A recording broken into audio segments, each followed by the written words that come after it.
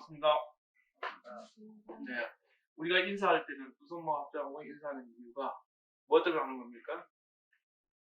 네, 우리가 밖에서 절에 들어오기 전에 내 마음이 들떠 있어요. 하루 일과가 들떠 있는 그런 마음자리가 있는데 절에 들어오는 그 순간에 내 마음자리가 하나로 합치면서 고요함을 챙깁니다. 들떠 있는 마음을 가ram치기해서 부속모합장하고 여러분들 인사를 하는 겁니다. 그렇게 이해했으면 좋겠고요. 지난주에는 제가 여러분들한테 3법인에 대해서 말씀드렸어요. 재행, 무상, 제품, 무화, 일체, 교고 이 세 가지였습니다. 그것을 달마다 할 때는 무상, 고, 무화라고 얘기합니다. 그래서 지난주에 했던 거 무상,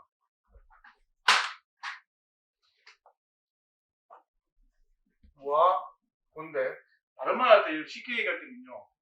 무상, 고, 무화 이렇게 얘기할 때 순서는 보통 얘기할 때는 무상, 무화, 고 이렇게 얘기하는데 이게 대중들한테 얘기하기 편할 때는 무상, 고, 무화 하면은 좀 편하게 들어요. 이게 이제 초기 불교에서 얘기하는 거고 이 대승불교에서는 3법인이 아니고 4법인이에요. 네 가지 마지막에 하나는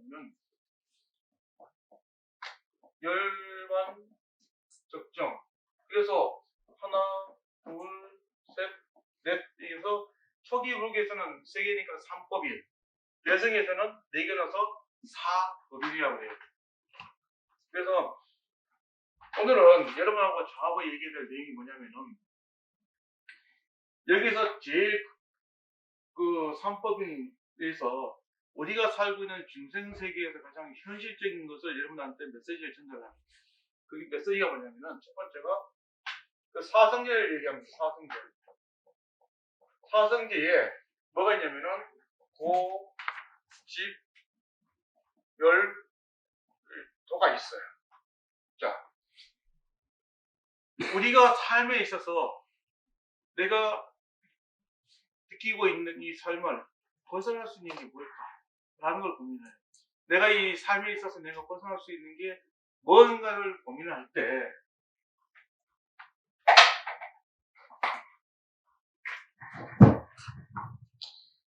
우리가 갖고 있는 사성제가 있습니다.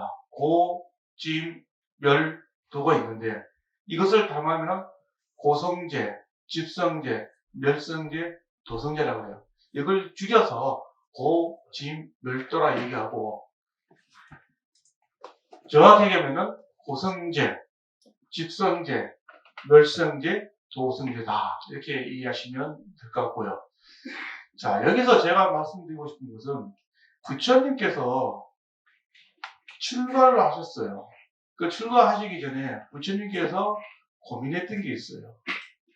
뭘 고민하냐면은 당신이 한나라의 왕자하고 태어나서 세상 사람들의 삶의 모습을 보니까 삶의 모습들 자체가 너무 현실적으로 봤을 때 당신이 저것을 벗어날 수 있는 게 뭔가를 고민을 했어요. 그게 첫 번째가 뭐냐면요. 우리는 누구나 다 태어납니다. 그죠? 태어나는데 태어나는 그 삶에서 모두 축복을 받고 태어난 사람이 있는 반면에 축복을 받지 못하고 태어난 사람도 있다. 옛날 우리 조선시대 같은 경우는 남아 사상이 커서 집에 있는 집안으로 아들이 태어나면은 그 집안은 큰 잔치를 벌이지만은 그 집안에 딸이 태어났다. 그러면은 집안에 망신이 나고 심지어는 쌍둥이가 태어나면은 어느 집안이든 쌍둥이가 그 집안에 태어난다면은 그 집안이 망한다 그래요. 그래서 쌍둥이를 어떻게 해요? 멀리 보내버려요. 그게 옛날인데 실제로 6.25 전쟁 이후에도 우리나라에서도 쌍둥이를 입양을 합니다. 쌍둥이를. 그래서 쌍둥이 입양시켜가지고 한 사람은 저 유럽을 보내고 한 사람은 미국을 보내는 거예요. 그 둘이는 따라따라 살다가 나이가 들어가지고 보니까 그 딸이 가만히 보니까 엄마가 원래 고향이 한국인데 분명히 한국에 남아있는 당신들 가족이 있지 않을까. SNS를 조사를 했어요. 조사를 해가지고 올렸는데, 유럽에서도 똑같이 그 딸이 자기 엄마가 분명히 한국에 누가 있을 거라고 동시에 올린 거예요. 동시에 올렸는데 깜짝 놀랐어요. 왜 놀라냐면 쌍둥이입니다. 그래서 그 딸들이 자기 엄마한테 물어요. 엄마 혹시 쌍둥이 아니냐고. 그랬더니 이 엄마는 쌍둥이인지 모르니까 어렸을 때 이 방에서 모르잖아요. 그래서 나중에 둘이 만나가지고 어렸을 때부터 지금까지 만났던 삶의 과정을 보니까 둘이가 비슷한 거예요. 지금 말한 것처럼 우리가 삶에 있어서 태어나는 그 순간에 우리가 살아가는 그 모습을 여실하게 그대로 봐주면 아무런 문제가 안 일어나는데, 우리는 삶에 있어서 태어나는 그 순간에 그 모든 모습들을 여실하게 보려는 것이 아니라 사회적 위치, 사회적 갖고 있는 당신의 체면, 이런 걸로 해서 자꾸 분리시키는 거예요. 그 부처님도 당신이 태어나서 사람들 보니까, 야, 누구는 태어나서 행복하고 누구는 태어나면 불행하더라. 왜 그럴까? 그러던 차에 당신이 길거리를 걷고 있는데 길거리에 병들어 있는 노인들을 본 거예요. 두 가지 본 거죠. 병들어 있는 노인을 봤는데 노인이란 거 병들어 있는 걸 본 거예요. 야, 사람은 세월을 맞이하면 저렇게 병들고 저렇게 늙는구나. 그 다음에 당신이 본 게 뭐냐면은 사람이 죽는 걸 보신 거예요. 사람이 태어나면은 세월이 지나면은 누구든지 다 저렇게 죽는구나. 야, 저 생사를 벗어날 수 있는 게 뭘까? 당신이 고민을 하는 거죠. 여러분, 생사를 벗어날 수 있는 게 뭐라고 생각합니까?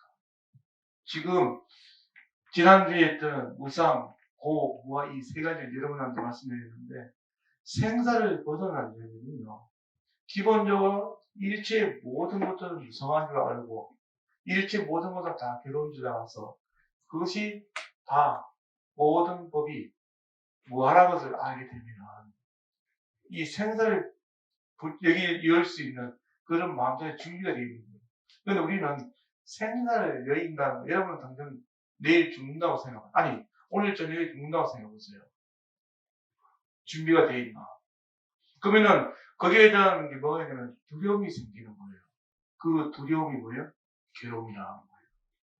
이 괴로움은 여기는 뭐가 있냐면은 이 고를 뭐라고 하냐면 괴로움이라고 합니다. 괴로움. 이 괴로움에는 뭐가 있느냐? 생, 노, 병, 사가 있어서 태어남과 늙고 병들어서 죽는 이 네 가지를 뭐라 하면은 사고라고 해요. 사고. 네 가지 괴로움. 우리가 누구나 똑같이 갖고 있는 네 가지 괴로움을 적어요. 태어났어요. 그리고 여러분들은 언젠간 늙어요. 그리고 병들어요. 그리고 죽는 거예요. 죽을 때 내가 아프고 죽는 것과 내가 아프지 않은 상태에서 죽는 게 뭐가 있냐면 그 사람이 삶이 태어나서 죽는 그 순간까지 어떻게 살았냐에 따라서 죽을 때 편하게 돌아가시는 분이 계시고 아니면 아주 아프게 돌아가시는 분들이 많아요.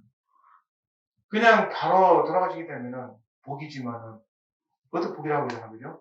그러나 몇십 년 동안 이 지병으로 인해 가지고 온 가족이 괴로워하면서 이제 죽음을 맞이했을 경우 그 괴로움은 제일 큰 거예요. 심지어는 간혹 그 뉴스에 나온 것 중에 하나가 할머니가 할아버지를 오랫동안 간병을 하다가 당신이 너무 힘드니까 할아버지를 이제 먼저 보내고 같이 뒤따라가는 그런 사례가 왕왕 있고, 심지어는 아버지가 아들을 수년 동안 간병하다가 당시 나이가 드니까 아들을 더 이상 간병할 수 없어서 아들을 보내고 따라가는 부모님들이 계신 거예요.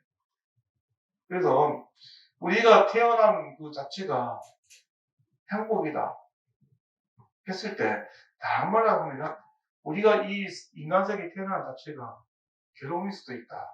근데 이게 괴로움은 좋은 괴로움이냐, 안 좋은 괴로움이냐, 이게 선의에 대한 괴로움이냐, 선의의 괴로움이 아니냐, 이 두 가지가 있거든요. 이게 선과 불선에 대한 얘기입니다. 선은 좋은 것이고, 불선은 좋지 않는 거예요.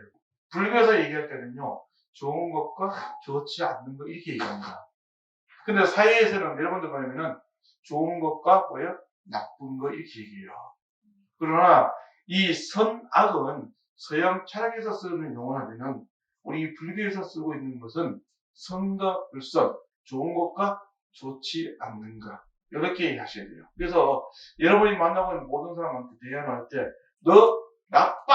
이렇게 얘기하는 게 아니고, 너 옳지 않아. 너 좋지 않아. 이렇게 얘기하면은, 내가 갖고 있는 마음자리가 달라져요. 우리가 사람들하고 사람 사이에 대화 나눌 때, 아이고, 저 사람은 나중에 커서 큰 사람이 될 거야. 이렇게 얘기하는 거고, 저거는 커서 뭐가 될 거야. 이렇게 얘기하는 거고요. 그 사람의 삶의 옵식은 달라집니다. 커서 저 사람은 뭔가 할 수 있을 거야. 이렇게 얘기하면요. 정말 큰 뜻을 품고 다 잘합니다. 근데 저거는 커서 뭐가 될 거야. 이렇게 얘기하면 뭐냐면은 나쁜 말, 좋지 않은 말을 하기 때문에 그 아이는 스스로 거기에 갇혀요. 그 말에 자기가 갇혀가지고 그것을 벗어나지 못해요. 우리는 모두 다 중생이고 어리석임이 있기 때문에 이 어리석은 내 삶이 내가 옳고 그름 시비 분별에 늘 헤매고 있어요. 내가 하고 있는 모든 행위들이 옳은지 아니면 그런지 우리는 그것을 지혜가 있으면 아는데 지혜로 우리가 판단하는 게 아니고 우리 삶의 경험을 토대해서 직접적이든 감정적이든 그 경험을 토대해서 우리가 삶을 살고 있으니까 이게 내 기준으로 봤을 때는 이게 옳다고 보고 있고 내 기준으로 봤을 때는 이것은 그러다고 보고 있고 이런 분별이 생기는 그런 망상이 다 뭐예요? 괴로운 거예요. 그거는 삶에 일어나는 경험이라면 실제로 큰 괴로움은 생사인 거예요. 우리가 태어나서 죽는 그 두 가지의 괴로움에 대한 부분들을 어떻게 우리가 벗어날 수 있을까? 그것을 이해할 수 있을까? 그 부분들을 늘 고민을 이루는 거예요. 그런 마음자리가 된다면은 일상에서 내가 사람과 사람 관계를 어떻게 해야 되는지를 잘 생각하셔야 돼요. 아, 나는 사람과 사람 모든 관계들을 내가 좋은 사람만 만나고 좋지 않은 사람은 만나지 않겠다. 그러나 우리 삶에 있어서 큰 삶을 봤을 때 우리가 늘 마시고 있는 건 뭐예요? 좋은 산소를 마시고 있잖아요. 내뱉고 있는 건 뭐예요? 우리가 내 몸에 나쁜 이상한 탄소를 내뱉고 있잖아요. 이미 나는 뭐 하고 있는 거예요? 좋은 것을 취하고 내 안에 좋지 않은 것을 이미 내뱉고 있어요. 그리고 내뱉고 있는 것은 누군가 그것을 마시게 되면은 그걸로 인해서 괴로움이 생기는 거죠. 여러분들 그 동네 마을에 가축 공장이 생기고 소를 키운다든지 돼지를 키운다든지 닭을 키우면 그 마을 사람들이 반대를 해요. 반대하는 이유 중에 하나가 거기서 나오고 있는 모든 악취, 그 냄새가 우리한테 해로움이 있기 때문에 그렇다는 거예요.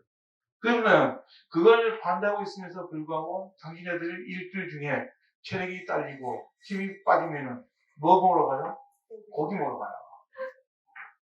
사람이 갖고 있는 게 뭐냐면 이중적인 이율 배반적인 그런 마음자리를 갖고 있는 거예요. 그게 뭐예요? 괴로움이라는 거예요. 자, 이 괴로움은 생로병사, 크게 생로병사지만 삶에 있어서 그것을 또 나누는 게 또 네 가지가 있습니다. 그게 바로 첫 번째는 뭐냐면은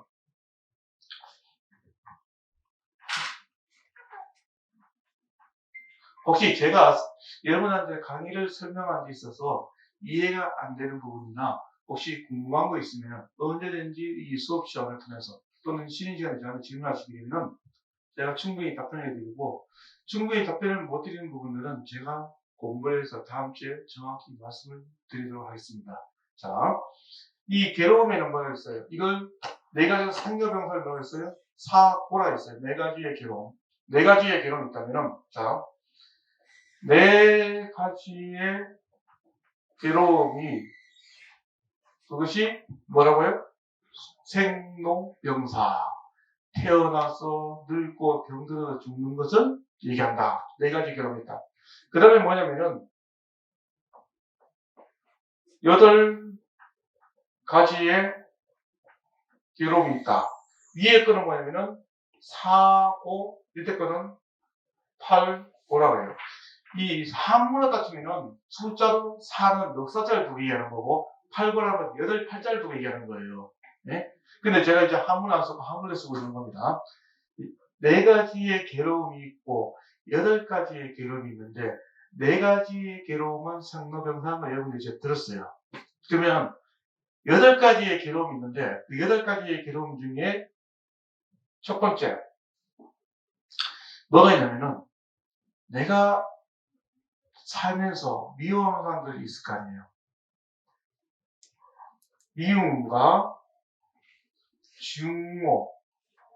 증오를 만나는 괴로움. 첫 번째가 여러분들 내가 알고 있는 모든 인연들이 있는데 내가 알고 있는 모든 인연들이 뭐예요? 미움도 있고 증오도 있는 거예요. 여러분 그저 또 생각나는 단어가 있을 거 아니에요. 군대 가면은 군인들이 훈련하다가 간식 나와요. 간식으로 나오는 빵이 뭐냐면 초코파이예요. 그 초코파이가 한문을 뭘 써있냐면 정이라고 써있어요. 정. 이거 한문으로 되어 있는데 이 정인데 이 정이 우리나라 말로 얘기한다면 뭐냐면은 사람을 미워하는 것도 정이고 사람을 그것을 증오하는 것도 정이고 또 다른 말로는 미운 정, 고운 정 이 정이 있는 거예요. 그거는 우리 사는 세상은요 당연한 거예요. 내가 미워하는 사람이 있고요. 내가 증오하는 사람이 있고요. 내가 싫어하는 사람이 있는 거예요. 당연한 거예요.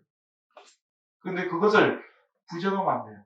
적당히 그 관계만 만들어가면 되는데 그 관계를 만들지 못하니까 뭐가 생기는 거예요? 괴로움이 생기는 거예요. 우리는 이 괴로움에 대한 부분들을 위해서 우리 자녀분들이 있다든지 또는 직장생활을 한다든지 내가 시험 공부한다든지 내가 모든 관계에 대한 것도 괴로움을 당하잖아요. 그런데 그 괴로움을 첫 번째로는 미움과 증오가 있어요. 이게 이제 원증회고라고 해요. 원증회고. 한국어로 쓰면 원증회고. 그 다음에는 사랑하는 사람과 이별하는 거. 이걸 담아내면은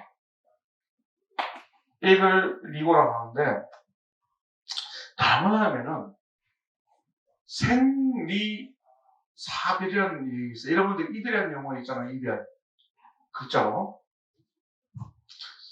이 별이 있는데 이별은 앞에 뭐가 생겼다면은 생이라는 게 생겼다고 사랑하는 게 사자가 생략돼 있어요. 이 별금에 여러분들 이별 그러면은 그저 헤어짐을 이별이라고 그렇게 생각하는데 그게 아니라 살아있는 사람들은 이게 여인이라는 뜻인데 살아있는 사람 뭐가 있어요? 만나고 헤어짐이 있는 거예요. 여기서 말하는 살아있는 사람한테는 헤어짐에 대한 이별의 이가 있다면은 사별할 때 결정은 뭐냐면요. 살아있는 사람과 죽은 사람하고 다른 거예요. 이 별이라는 것은 다르다는 의미가 있는데 뭐가 다르냐면은 여러분은 살아계시고 돌아가신 분 계시잖아요. 그죠? 그것을 사별이라고 해요. 그래서 이 별의 글자는 생리사별을 줄여서 이 별 그런 거예요. 네? 그래서 우리가 알고 있는 이별에 대한 개념은 한정되어 있는 거예요. 어떻게 한정되어 있느냐? 살아있는 사람과의 헤어짐에 대한 부분들, 그리고 돌아가신 분에 대한 그 부분을 또 얘기할 때 크게 확장시키는 거예요. 그래서 이 이별이 두 번째 괴로움이에요. 애별이고라고. 내가 사랑하는 사람이 있어요. 사랑하는 사람이 있는데 어떤 인연에 해가지고 우리 헤어져. 그러면은 젊은 사람들 같은 경우는 사랑하는 사람과 헤어지게 되면은 이별이 되겠지만, 결혼한 사람이 부부가 결혼했다가 헤어지게 되면 뭐예요? 이혼이잖아요. 결혼과 이혼이잖아요. 그런 것처럼 이 사랑한 사람하고 헤어지는 게 보통 괴로운 게 아니에요. 그런데 우리는 이제 사랑한다 했을 때 사랑하는 사람이 정말 열정적으로 간절하게 사랑하는 사람이 죽으면은 거기에 대한 괴로움이 더 큰데,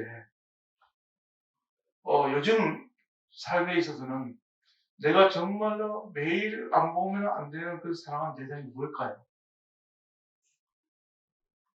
혹시 여러분들 지금 가슴속에 가장 사랑하는 사람이 누굴까요? 사랑하는 사람 없습니까? 제가 봤을 때는요, 사랑하는 사람이 만약에 내 곁에 없다고 했을 때, 거기서 오는 이 마음의 상실감? 그게 굉장히 클 것 같기도 해요. 심지어는, 여기 김해에 가다 보니까 어디 보니까 동물 그 장례 한양장 보셨어요, 혹시요? 고속도로 지나가다 보니까 거기에 이제 반려견, 반려묘 그 한양장이 있더라고요. 장례 한양장. 납골당도 있고요. 그거 보면서 느끼는 게, 지난주에도 얘기했지만은, 사람이 갖고 있는 내가 열정적 애정을 갖고 있는 그런 대상들이 사람하고 사람 사이에 해보니까 늘 상처만 받는 거예요. 이거 뭘까요? 사람이 갖고 있는 세상을 바라보고 있는 그 견처가 달라서 그래요. 그러니까 사람하고 사람 사이에 생각하는 견처가 달라지니까 그 대상을 어디로 돌리느냐? 고양이나 개로 돌리는 거예요.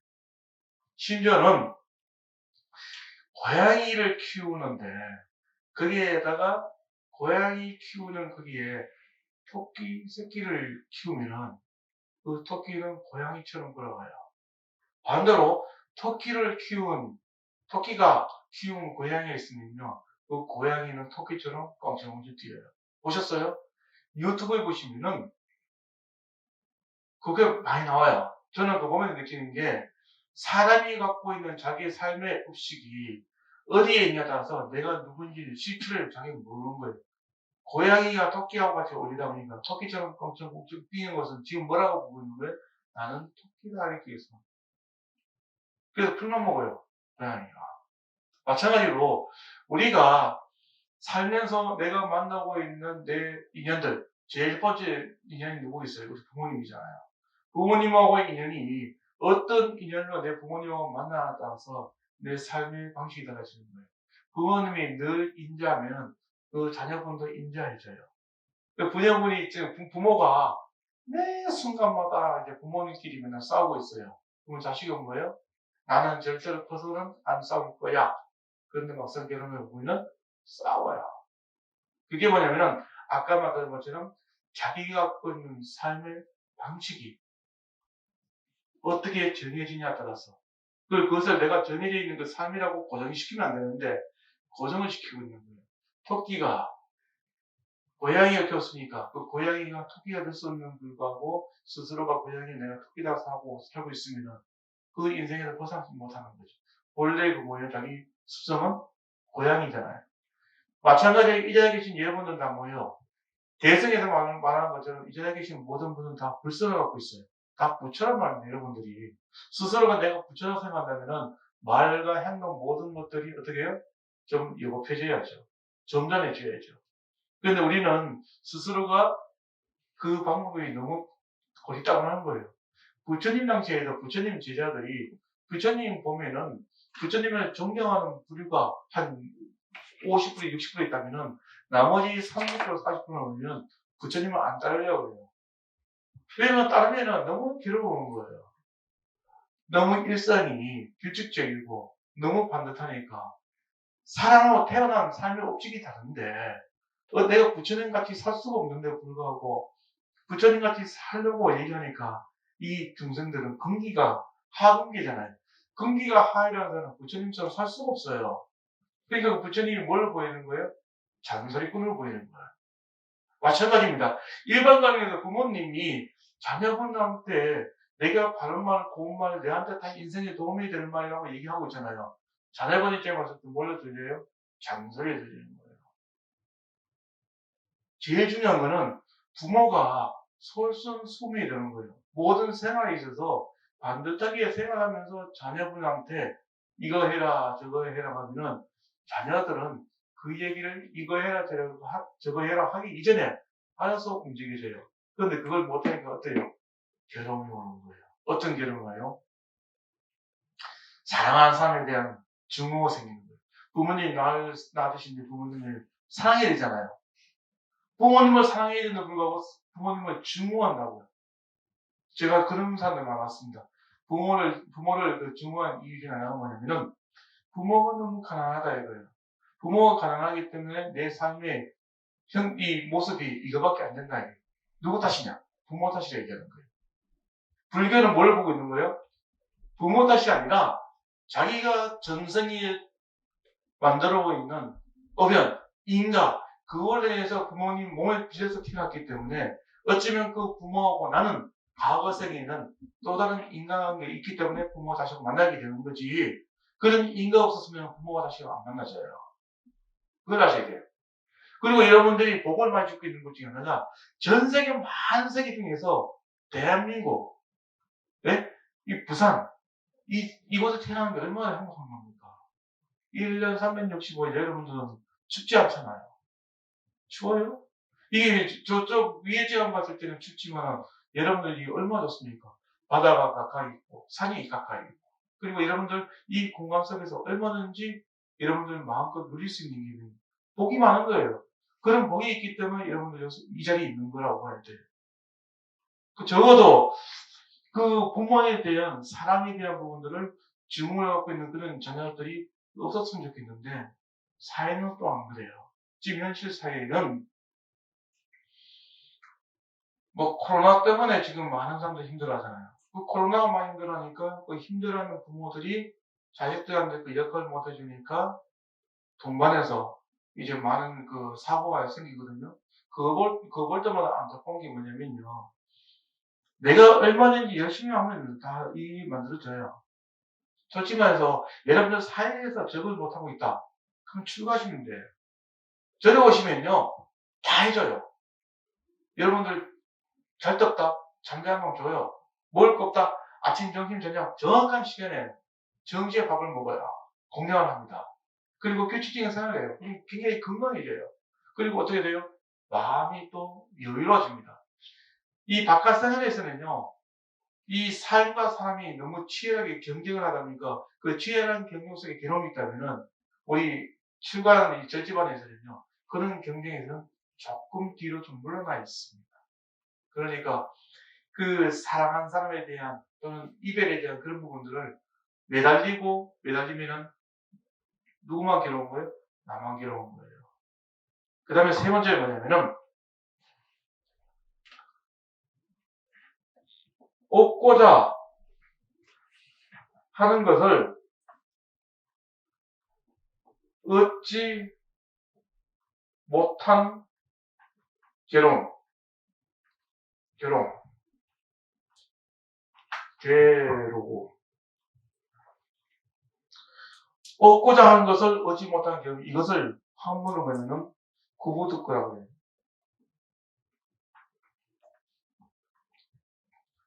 얻고자 하는 것을 얻지 못한다는 얘기는 우리가 갖고 있는 얻고자 하는데 얻지 못하는 부분들은 정신적인 거, 물질적인 두 가지에 다 수반됩니다. 내가 물질적으로 봤을 때 내가 살고 있는 아파트가 있는데 이 아파트에서 내가 평수를 좀 늘리고 싶은데 내가 열심히 돈을 모아가지고 뭔가 하고 싶었는데 집안에 누군가 아파가지고 병원비로 다 나가게 되면 거기에 대한 괴로움이 굉장히 커요. 실제로 어떤 시대가 있었냐면은 어느 직업을 비하시려 하는 건 아닌데요. 사랑하는 부부가 있는데 부부가 열심히 돈을 모은 거예요. 우리는 1년 360을 돈을 모아서 나중에 늙으면은 우리 좋은 데 여행 가자고. 부부가 열심히 돈을 모은 거예요. 30대, 40대, 50대까지 열심히 모았는데 어떤 일이 생기냐면 집에 있는 집사람이 암이 걸려버린 거예요. 그리고 암이 걸리니까 거기에 대한 수술비가 엄청 많으니까 집안이 쪼그라지고 결국에는 갖고 있던 세탁업도 정리하게 되는 그런 일이 있거든요. 우리는 갖고 있는 것과 갖지 못한 게 있는데, 이왕이면 열심히 버는 것도 좋지만은 열심히 쓰는 것도 좋아요. 여러분 열심히 번다고 다 좋은 거 아닙니다. 무슨 얘기냐면은 마음을 쓰는 사람하고요, 마음을 안 쓰는 사람하고 차이점이 되게 큽니다. 베푸는 삶을 사는 사람들은 얼굴 표정에 여유가 있어요.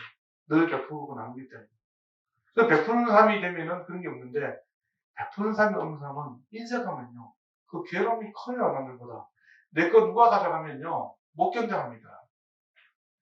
어디 아파트에 보니까 아파트 이게 선을 딱 끊어가지고 이 도로는 이 잘 사는 사람들만 들어오고 못 사는 사람은 못 오게 담장을 쳐놔가지고 그렇게 해놨더라고요. 그래서 그 아파트 양쪽이 있는데 한쪽은 잘 사는 집, 한쪽은 못 사는 집, 이렇게 그래 돼 있는 도시가 있는가 봐요. 이 못 사는 집에 있는 아이가 잘 사는 집에 자주 놀러 갔더니 이 부모님들이 뭐냐면은 삶의 질이 떨어진다고, 질환 애들 오지 못하게 하고, 부모님 그렇게 하는 거예요. 우리는 그 모양을 보고 세상을 보는 게 아니거든요. 삶의 진실함을 보고 세상을 보는 건데 불구하고 그 하나의 형상과 모양을 보고 평가를 해버리게 되면은 그 부모가 있는 가치관이 잘못되면 그 자식은 나중에 잘못된 길로 가요. 여러분들 영화에 보면은 황정민이 나오는 영화와 유아인이 나오는 영화가 있어요. 그 둘이 같이 나오는 게 있는데, 황정민이가 형사로 나오고 유아인이가 어느 그 그룹에 있는 회장 아들로 나와요. 거기에서 일어나는 사건 사고가 있잖아요. 그게 뭐냐면은 그 아이는 대기업에 있는 회장 아들로서 어떤 모든 일이 자기가 잘못했어도 다 해결하니까 큰 괴물로 만들어지는 거예요. 네? 그건 잘못된 거예요. 그리고 또 하나는 드라마 중에 별은 그대인가? 거기에 보면은 그 전지현이 나오고 김서현이 나오는데 보면은 전지현이 괴롭히고 있는 그 사람이 있잖아요. 그 그룹의 회장 아들. 걔가 소시오패스잖아요. 그 아버지가 나도 그 얘기잖아요. 내가 어렸을 때부터 이 아이의 잘못된 것을 내가 바로잡았어야 되는데 못 잡았던 것이 있습니다. 그게 뭐냐 물어봤더니, 어렸을 때 자기 집 아이가 사람을 때렸는데 그 아이가 크게 다쳤어요. 그러면 우리 아이가 잘못했으면은 거기에 대한 죄를 받아야 되는데 부모님이 그것을 돈으로 해결해 줍니다. 그 이 아이가 생각한 게, 야, 세상의 모든 것은 다 돈으로 다 해결할 수 있구나. 다 얻을 수 있구나. 그게 뭐예요? 그 사람은 거기에 대한 괴로움이 있는 거고, 그걸 얻지 못한 거기에 대한 괴로움이 있는 겁니다. 10분간 시작하겠습니다.